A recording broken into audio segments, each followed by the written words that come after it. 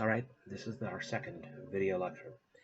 And let me do a little recap. I'm going to try to divide these into half-hour segments.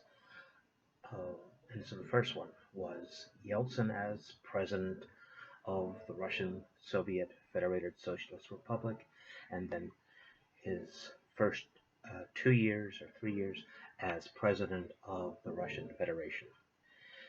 After the collapse of the Soviet Union, you know that Yeltsin and his aides and his Western advisors wanted to push for a drastic restructuring of the economy to move it from the command economy of the Soviet Union to a capitalist, quote, free market economy.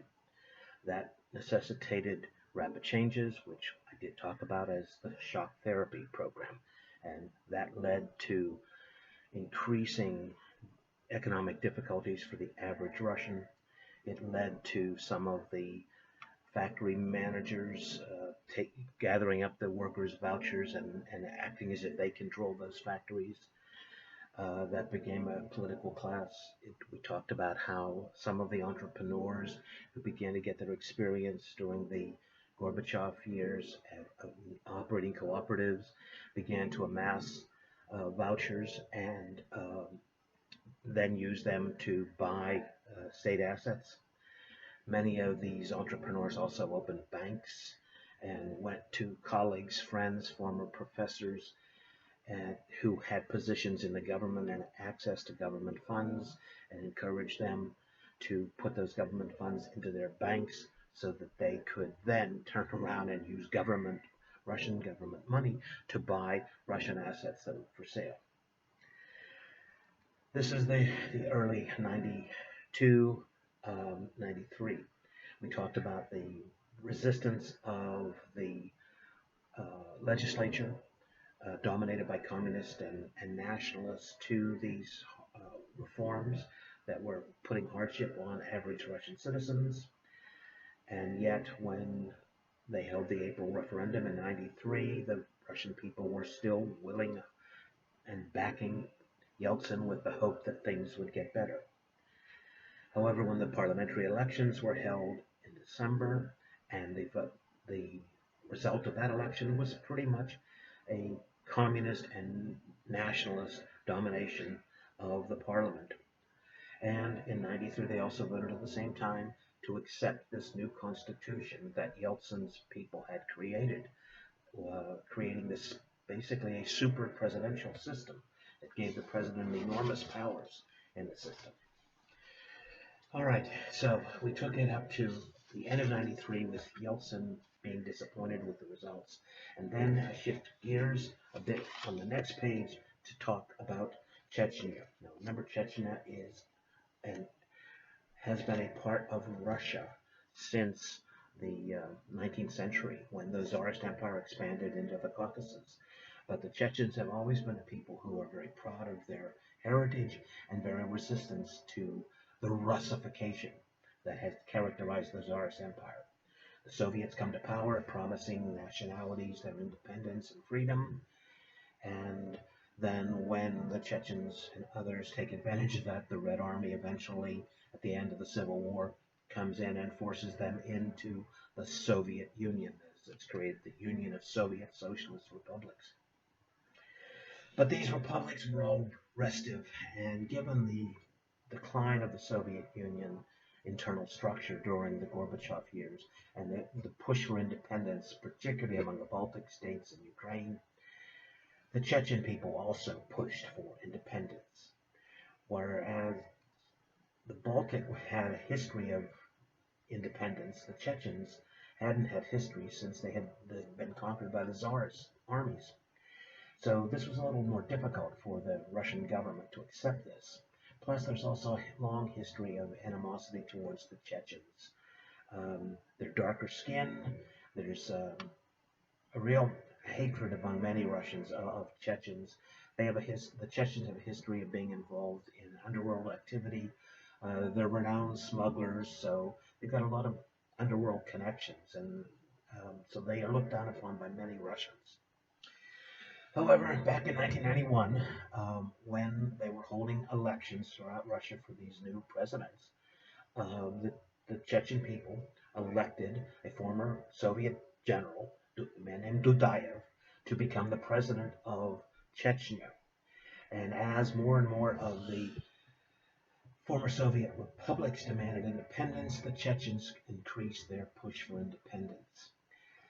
And when Yeltsin comes to power, he's got enough concerns with trying to push back against the communists and the nationalists in the legislature to try to right the economy that he can't really focus upon Chechnya. So Chechnya, actually, in the early 1991, 92, said was acting almost as an independent country. But after the establishment of the new constitution and the new government structure, starting in 94, the Russians become increasingly concerned with developments in Chechnya.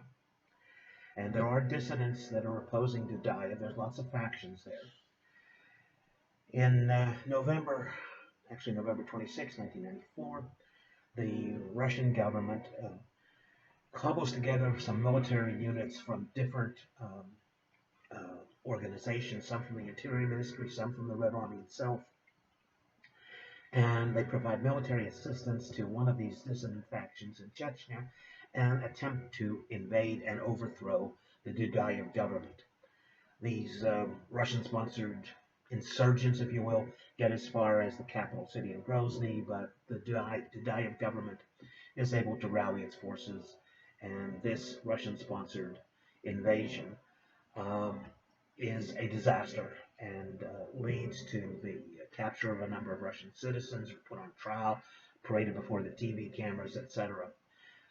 So this is in November, and then the Russian government reassesses what they are doing, and they begin to plan for an outright invasion of Chechnya by the Russian army.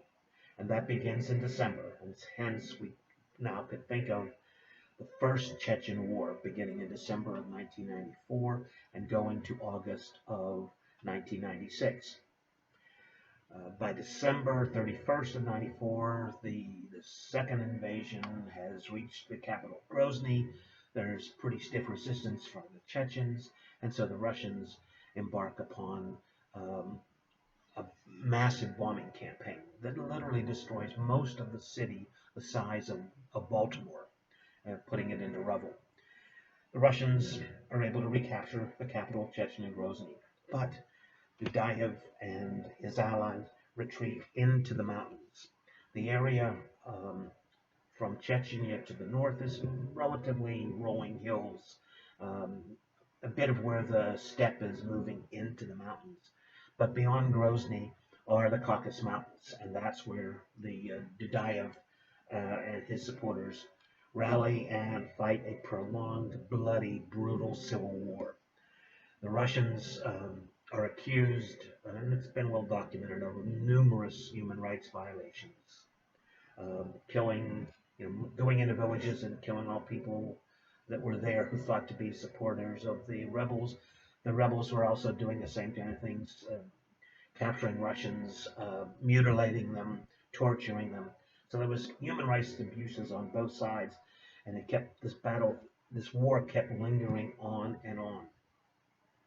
And in fact, we're later going to talk about in the Putin years of a man named Kadyrov, Kadyyrov. Well, his father was the chief mufti, the chief religious leader of the Chechen people, who declared a jihad, a holy war against the Russians. Because as the Russians kept pushing and putting pressure on the Chechens, they moved from a more secular dominated resistance to a more Islamic fundamentalist resistance. And this is costing many, many Russian lives and treasure. And then if you look down on the page, we next talk about another parliamentary election, the one in December of 95. And once again, this parliamentary election does not turn out as the Yeltsin government hopes. If you look at the chart that I gave you, you'll see that that the largest party is the Communist Party. The second largest party is a party that does support the government, our home is Russia. Third largest party is that Liberal Democratic Party, which is basically a neo-fascist nationalist party. And the third party that has 45 seats is the Party Yabloko, Yabloko, Yabloko, which is really a Western-oriented, truly democratic party. But it is the smallest of the four major parties at the time. And the government is dominated by these communists and nationalists, and Yeltsin has trouble getting anything through this new Duma. And you'll note when you look at the election chart, you will see that there are two types of um, structures for people getting elected to the new Duma that has been created by the '93 Constitution, and that shows a proportional representation and a constituency category. Constituency is a district where the first across the post gets elected to the Duma. The proportional is dependent upon the overall vote of a party in the national elections, and if they meet a threshold, at this time the percentage is 5%, then they can have seats in the Duma. And so when you look down that chart, you will see that there were 43 parties that competed in the election, but only four of them broke the 5% threshold and got seats from proportional representation. You'll see a smattering of individuals from these other parties elected in the separate constituencies, and these happen to be people who are well known in the district and have some claim to fame, and they get a vote and they get elected. But when they are in the Duma, then they have to align with one of the other parties to to get a seat and to have any say. And this is all part of that new '93 Constitution that elects a two-house legislature, a lower house Duma, and a Federation Council, which is to represent the the governors and the heads of the legislatures of the various parts of this new Russian Federation, of which at this point there was 89 constituent units, Moscow being one, St. Petersburg being one, and other regions then divided up around the country. But as the page shows, this is all directing towards the presidential vote. So much of the politics of Russia is concerned about the president. Who's going to be the president? And so when you look below that heading presidential election, you see February '96, Davros. Davros is a high-end ski resort in Switzerland. You may have heard of this organization called the World Economic Forum. The World Economic Forum is the creation of a German economist who had the idea that if you could bring together the world, top economic leaders, top business leaders, top government leaders, top social and artistic leaders, for a week retreat in total isolation, they could share ideas and grow and learn from each other. So to these the World Economic Forum, you get typically finance ministers, ministers of state, sometimes prime ministers, presidents. You get people like George Clooney type, very famous artists. You get Bono from the band YouTube, not what we're using here. You also get a number of these so-called oligarchs, these wealthy Russians. These are the entrepreneurs who've been taking advantage of the privatization effort to buy up state assets, state properties, businesses, factories, industries, mines, etc. And they're becoming very wealthy while most of the Russian people are poor. And many of these people are attending the '96 World Economic Forum in Davos.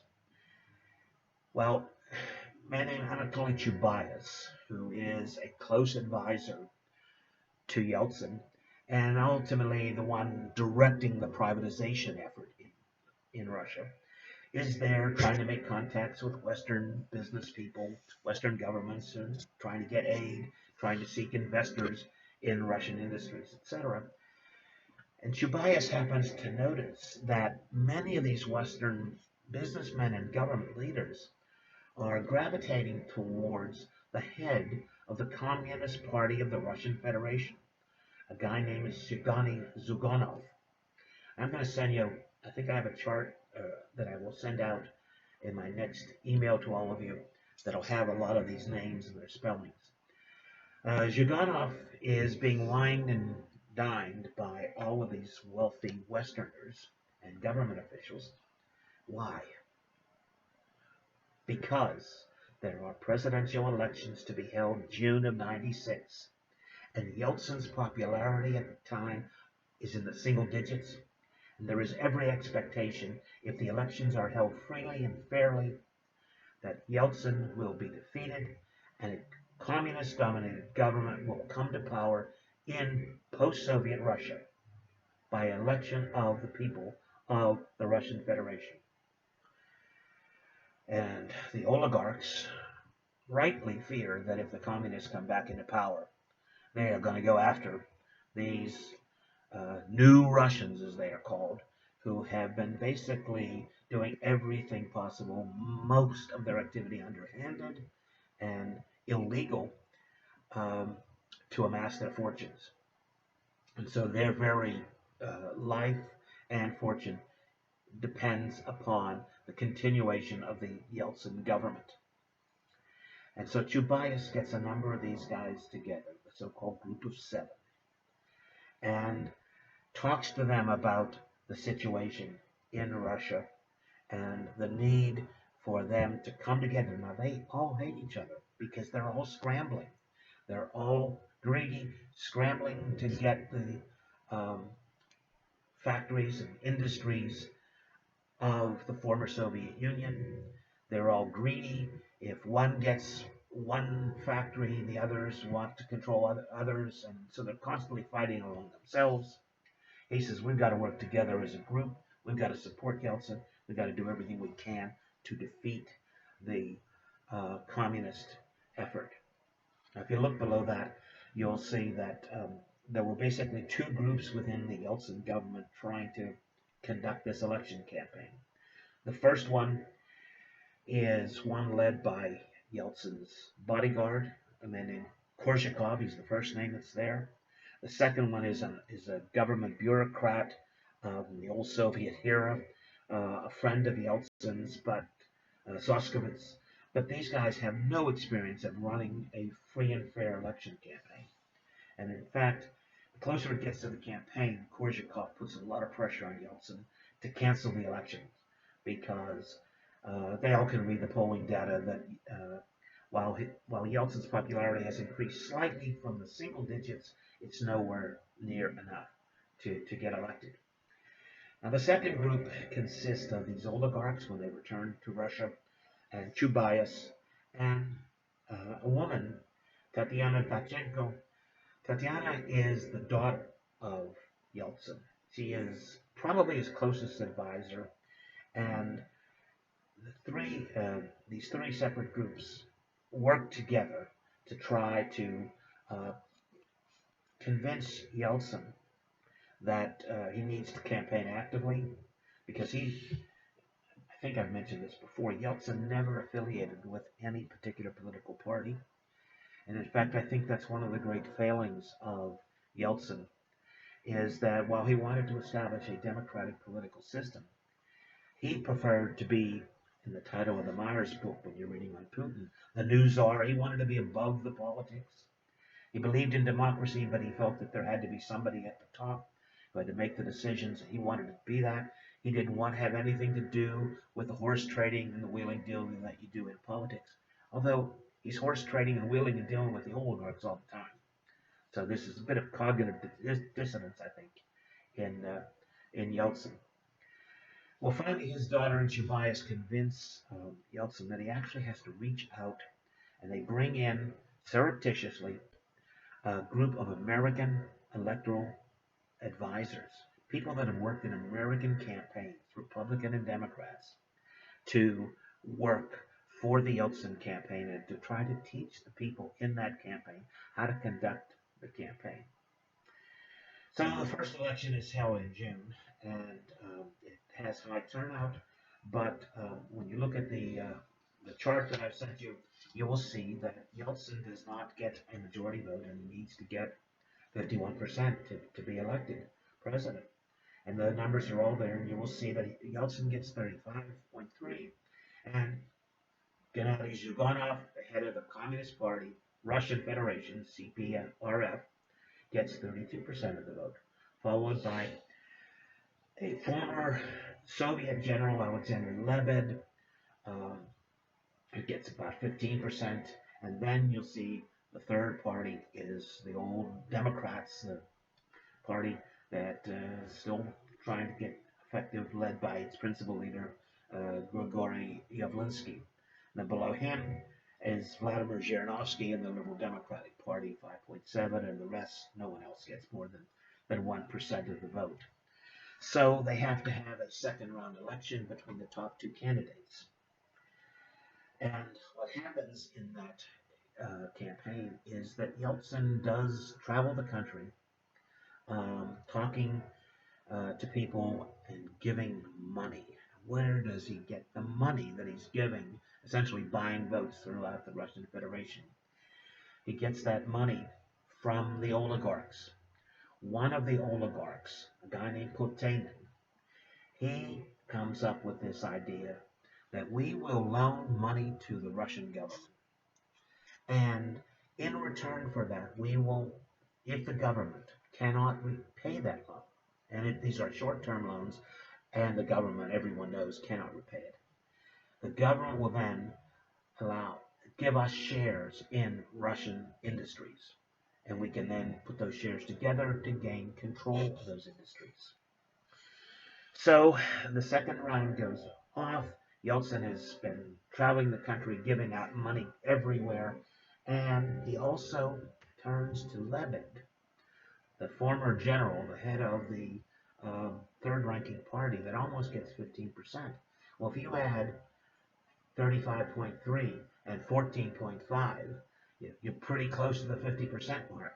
And Yeltsin promises Lebed a position of secretary of basically the National Security Council, a pretty prestigious position given his experience as a military general.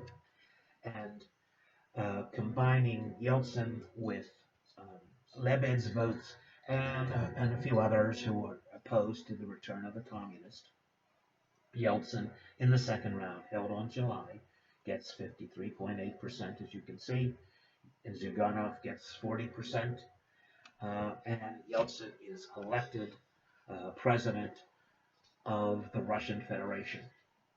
And that takes us up to the beginning of 1997. Because after the election campaign, Yeltsin falls ill again. He's got serious heart problems. He winds up getting a quadruple bypass. And we know he has a serious drinking problem at this time. He seems to be able to rally his mental faculties to campaign at a time of crisis. But when the crisis is over, such as the old coup attempt in 91, or the October days in 93, or the election campaign in 96, after those stressful times are over, he relaxes, often has heart attacks, and basically disappears from public view, and his government just continues to operate without him, which means that there is constant squabbling among the oligarchs for power as more auctions are being held and state assets are being sold. So Yeltsin, with the support of the oligarchs, has defeated the communist threat in 96. But 97, the New Year messages, I've always thought this is one of the funniest of his speeches, because he acknowledges that the country is in a mess, and he's promising that the guilty will be punished. Now think about this. Who are the guilty people who are creating this mess? largely people in the government and these oligarchs. So is he really going to follow through with this? And he promises that the Russian people that the next year is going to be better. Things will be better. So in April, he again rallies himself, April of 97, and he organizes a reshuffle of his cabinet. Now his prime minister is a man named Chernomyrdin, who comes out of the Soviet gas industry. He was the minister of Soviet gas.